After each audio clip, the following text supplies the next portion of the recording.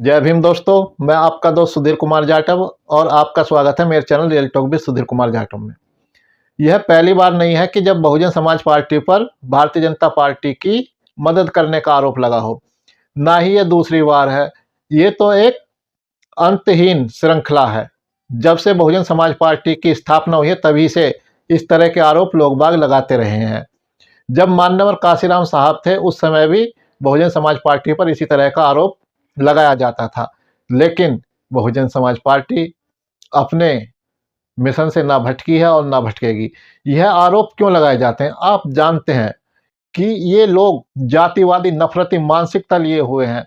इन लोगों ने कभी नहीं चाहा कि बहुजन समाज पार्टी या बहुजन समाज के लोग सत्ता में आए। इनका हमेशा ऐसे ही उद्देश्य रहा कि इन लोगों को, जिनको हमने अछूत बनाकर रखा, जिनको हमने अलग बस्तियां बसाने के लिए दी, जिनको हमने कभी समाज का हिस्सा नहीं बनने दिया, उनको हम राजनीति का हिस्सा किस तरह से बनने दें, उनको हम राजनीति में किस प्रकार आने दे सकते हैं, उनको हम सत्ता में किस प्रकार से आने दे सकते हैं। तो इसके तहत ये लोग मिलकर साजिश रचते हैं बहुजन समाज पार्टी के खिलाफ। जिन लोगों ने हमको अछूत बनाया, जिन लोगों ने हमें अलग बस्तियां बसाकर रहने के लिए मजबूर किया, वो लोग क्या हमको सत्ता में आने देंगे? क्या वो हमारा राजनीतिकरण, सशक्तिकरण पसंद करेंगे? कभी पसंद नहीं करेंगे।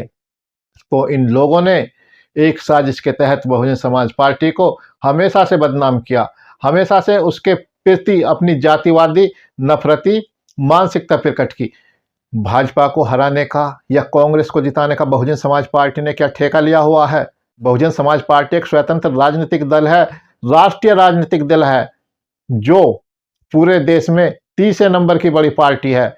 लेकिन उसके बावजूद ये बहुजन समाज पार्टी पर इस प्रकार का आरोप लगाते हैं, जबकि छोटे मोटे दल जिनको राज्य स्तर की भी मान्यता उन राज्यों में नहीं थी, वो उसी कांग्रेस के खिलाफ, उसी इंडिया गठबंधन के खिलाफ, जिस इंडिया गठबंधन के वो सदस्य थे, उसमें जाकर चुनाव लड़े।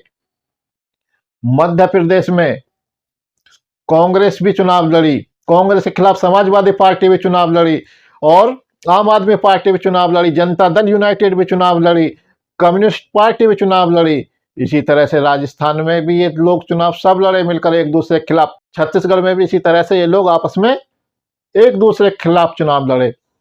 क्या इससे इंडिया गठबंधन कमजोर नहीं हुआ?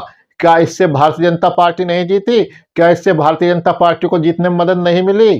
तब इंडिया गठबंधन कहां था? तब किसने भारतीय जनता पार्टी को जीतने में मदद की? तब इन लोगों पर क्यों सवाल नहीं उठे? इन लोगों पर सवाल नहीं उठे क्योंकि ये अनुसूचित जाति के नहीं है, क्योंकि ये दलित जाति से संबंध नहीं रखते। ये पिछड़े और सवर्णों का गठबंधन है। ये लोग आपस में कुछ भी कर लें, लेकिन बहुजन समाज पार्टी को, एक ऐसी पार्टी को जिसका नेतृत्व एक अनुसूचित जाति की महिला के हाथों में है, एक महिला ऊपर से अनुसूचित जाति की, ये कैसे बर्दाश्त कर सकते हैं कोई अनुसूचित जाति की महिला, अनुसूचित जाति का दल आगे बढ़े? तो इन लोगों ने बहुजन समाज पार्टी के खिलाफ शुरू से साजिश रची। पश्चिमी बंगाल में तृणमूल कांग्रेस कहती है कि हम वाम दलों के खिलाफ चुनाव लड़ेंगे, वाम दलों के साथ हम गठबंधन नहीं करेंगे, जबकि तृणमूल कांग्रेस और वाम दल दोनों ही इंडिया गठबंधन के हिस्से हैं। वहां पर ये एक दूसरे के खिलाफ चुनाव लड़ेंगे। वहां पर वाम दल तृणमूल कांग्रेस का नुकसान नहीं करेंगे वोट काट कर, वहां पर वाम दल भारतीय जनता पार्टी को लाभ नहीं पहुंचाएंगे। अजीब तर्क है ना। अगर बहुजन समाज पार्टी चुनाव लड़ती तो वो भाजपा को लाभ पहुंचाती है, लेकिन अगर वाम दल तृणमूल कांग्रेस के खिलाफ चुनाव लड़ते हैं, जो कि एक ही गठबंधन का हिस्सा बहुजन समाज पार्टी, जबकि उस गठबंधन का हिस्सा नहीं है, तो उसमें भारतीय जनता पार्टी को लाभ नहीं पहुंचता। इसी फिर केरल में वाम दलों ने कह दिया कि हम गठबंधन में चुनाव नहीं लड़ेंगे। वहां पर तृणमूल कांग्रेस अलग चुनाव लड़ेगी, कांग्रेस अलग चुनाव लड़ेगी और वाम दल अलग चुनाव लड़ेंगे। यहाँ पर ये लोग इंडिया गठबंधन के सदस्य आपस में मिलजुल कर चुनाव लड़ेंगे। यहाँ पर इनके आपस में लड़ने से भारतीय जनता पार्टी कमजोर होगी। अजीब तर्क है ना। इसी तरह से आम आदमी पार्टी और कांग्रेस, आम आदमी पार्टी और कांग्रेस दिल्ली में मिलकर चुनाव लड़ेंगे, लेकिन पंजाब में दोनों अलग अलग चुनाव लड़ेंगे। वहां पर पंजाब में एक दूसरे के खिलाफ वोट मांगेंगे और दिल्ली में एक दूसरे के लिए वोट मांगेंगे। क्या इनको शर्म नहीं आएगी कि एक जगह उसी पार्टी का समर्थन करेंगे और एक जगह उसी पार्टी का विरोध करेंगे? क्या इससे इंडिया गठबंधन कमजोर नहीं होगा? क्या पंजाब में भारतीय जनता पार्टी इनके इस तरह से चुनाव लड़ने से मजबूत नहीं होगी?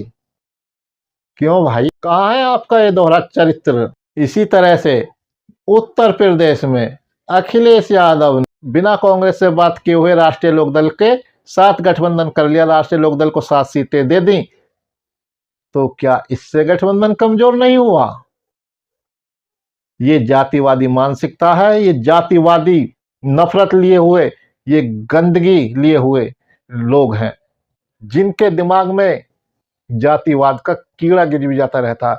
जब कोई यह कहता है कि बहुजन समाज पार्टी भारतीय जनता पार्टी की बी टीम है, तो वो कह नहीं रहा, वो अपने दिमाग की गंदगी निकाल रहा है।